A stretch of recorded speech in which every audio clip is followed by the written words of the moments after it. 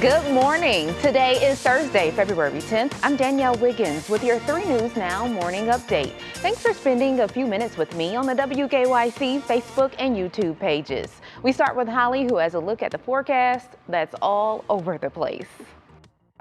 All right, Danielle, and scattered snow will continue to be around at times, not only the rest of this morning, but as we look ahead to the afternoon. Not all of you at once, it's kind of similar to what we've been dealing with so far today. And where we do see snow showers persist, and it appears it'll be closer to the lakeshore through the afternoon hours, could get a coating up to a ½ inch or so. It'll be light, but it's timing, and that could still create slick spots. Then we get a little lull as we head through the overnight hours before temperatures start to jump back up into your Friday.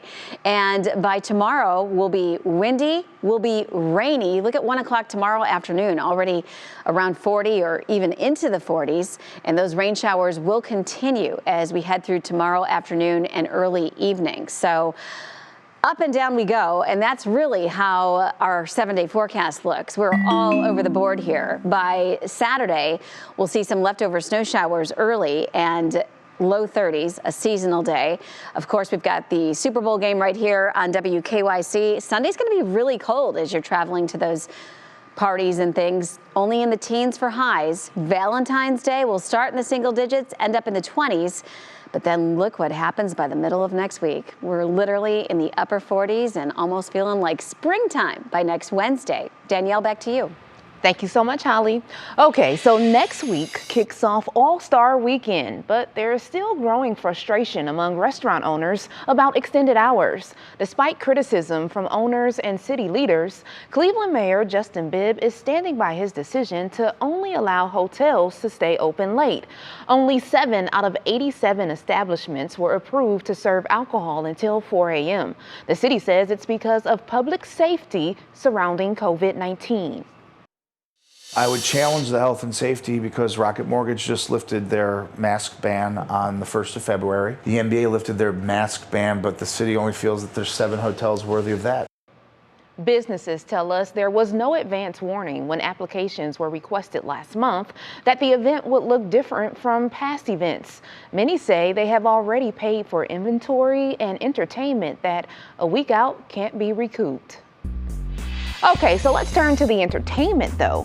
The NBA announced the full roster for its annual celebrity game. The game, which is at the Wolstein Center on February 18th, is just 2 days before the All-Star game. Cleveland Browns defensive end Myles Garrett, Cleveland native Machine Gun Kelly, and even Mayor Justin Bibb will be playing. Former Cavs stars Anderson Varejao and Daniel Gibson will also be playing. And the pandemic and this winter weather have made it hard for some industries to do their jobs, including the U.S. Postal Service. Now, some Cleveland area residents are running into issues with deliveries.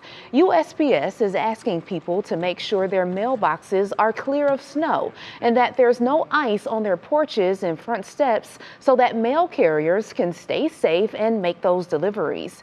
A USPS representative says the weather could also be a reason for late deliveries. We are experiencing staffing issues due to the ongoing pandemic, like many other businesses are.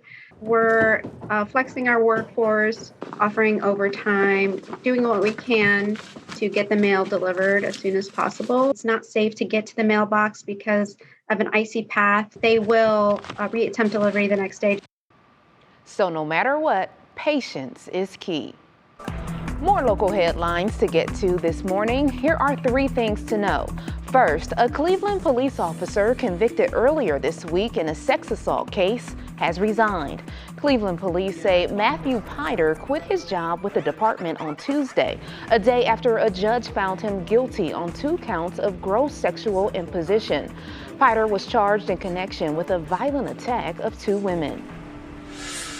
The superintendent of the South Euclid-Lyndhurst City Schools is responding to Brush High School students. It comes after they walked out in protest of the administration's effort to reinforce the school dress code. It's a battle that came after female students accused administrators of being sexist. But in a letter to parents, the district says it is investigating and will create a student advocacy council so they can share their concerns. The mayor of Hudson is getting a lot of attention online. Now, during this week's city council meeting, there was a discussion about ice fishing safety. That's when Mayor Craig Schubert expressed concern that ice fishing could lead to prostitution. If you open this up to ice fishing, while on the surface it sounds good, then what happens next year? Does someone come back and say, I want an ice shanty on Hudson Springs Park for X amount of time? And if you then allow ice fishing with shanties, then that leads to another problem. Prostitution. And now you got the police chief and the police department involved. Well, the comment is now all over social media, and we reached out to the mayor's office for a clarification of his comments, and so far as of this recording, there has been no response. Okay, turning to amusement parks. Well, Cedar Point Skyline will look a bit different the next time you visit. The park finished removing Wicked Twister yesterday afternoon. The spiral towers had graced the Lake Erie shoreline since 2002. No word yet as for what's going in its place, only that the area is being prepared for future development. So we, of course, will stay on top of that story. Well, thank you for taking time to join me for this 3 News Now morning update. Our digital team will continue to bring you the stories making headlines around Northeast Ohio and beyond. Make sure you continue to check our social media pages and WKYC.com throughout the day. I'm Danielle Wiggins, and I'll see you tomorrow morning on Go starting at 4:30 a.m. Have a great day, everybody.